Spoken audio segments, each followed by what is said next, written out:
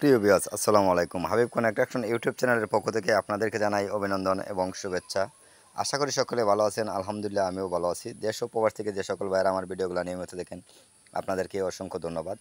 তো এটা 3টি বেডরুম দিয়ে করা একটি টিন সেট বাড়ি। তো এটা 3 ফিট লম্বা এবং প্রস্থের দিকে হলো 12 ফিট করে, রুমগুলো 12 ফিট প্রস্থ করা হয়েছে এবং যে বারান্দা, দুইটা বারান্দা করা হয়েছে।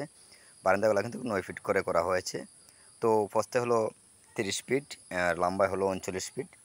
তো ওই বাড়িটি বর্তমান সময়ে করতে আপনাদের কত টাকা খরচা হবে এবং কী কী মালামাল লাগবে, আপনার ভিডিওটা ধৈর্য সহকারে দেখে গেলে আসলে অনেক কিছুই বুঝতে পারবেন। তো দেখেন, এখানে কিন্তু শর্ট কলমগুলো ঢালাই করা হচ্ছে। এখানে কিন্তু নিচে কোনো গাঁথনি করা হয় নাই, আপনারা দেখতেই পাচ্ছেন। ওইটা কিন্তু অন্য একজন ভাই কাজটা করে নিচ্ছে। আমি গেছিলাম ভিডিও করার জন্য, আমি দেখে কিন্তু ভিডিওটা করলাম। তো এখানে কিন্তু আউটে কোনো গাঁথনি করা হয় না। এখানে প্রায় 3 ফিট 4 ফিট এভাবে কিন্তু মাটি ডাউন আছে।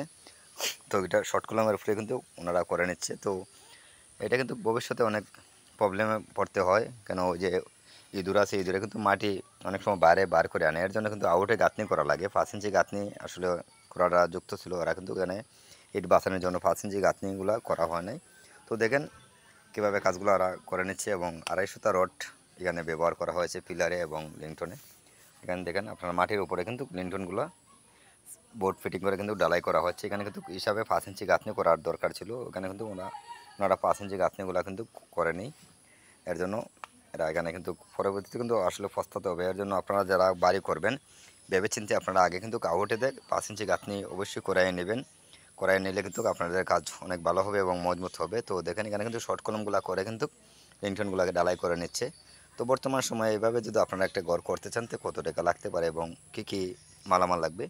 তো এরকম একটি ঘর করতে আপনাদের 39 ফিট লম্বা ঘর করতে আপনাদের রডের প্রয়োজন হবে এখানে 250 রড 12 মনের, এবং ইট লাগবে এখানে আপনাদের 12,000 কোয়াসহ, এবং সিমেন্ট লাগবে 180 ব্যাগ, এবং বালু লাগবে 1000 স্কোয়ার ফিট কমপ্লিট করতে। তো দেখেন কীভাবে আসলে পিলারগুলো করা হচ্ছে। দেখেন পিলারগুলো আসলে একদার মোটা একদার চিকন, এভাবে পিলারগুলো কিন্তু করা হচ্ছে এবং এখানে 3টি করে রড কিন্তু দেওয়া হয়েছে 250। দেখেন 8 মিলি রড যেটাকে বলে, এটা কিন্তু 3টে করে রড দেওয়া হয়েছে। এবং এখানে যে ছুরিগুলো দেখতেছেন আপনারা, ছুরিগুলো কিন্তু কয়েল তারের ছুরিগুলো, আমরা এখানে কয়েল তার এগুলো বলি। তো এখানে কয়েল তারের ছুরিগুলো দেওয়া হয়েছে এবং এটা পিছনের বারান্দা। দেখেন পিছনের বারান্দাটা কিন্তু অনেক লম্বা, আপনারা দেখতে পাচ্ছেন। এবং এগুলো হলো মেইন ঘরের পিলারগুলো, আপনারা দেখতেই পাচ্ছেন খুবই সুন্দর করে কিন্তু পিলারগুলো আসলে করা হয়েছে, ঠিক আছে। কিন্তু কাউটের যে গাঁথনিগুলো করা হয় নাই, এর জন্য কিন্তু এখানে অনেক সমস্যা দেখা দিতে পারে। তো দেখেন যেখানে খুবই সুন্দর করে আসলে ওরা কাজ করেছিল, কিন্তু ওইখানে গাঁথনিটা না করে কিন্তু ভুল করে ফেলেছে ওরা।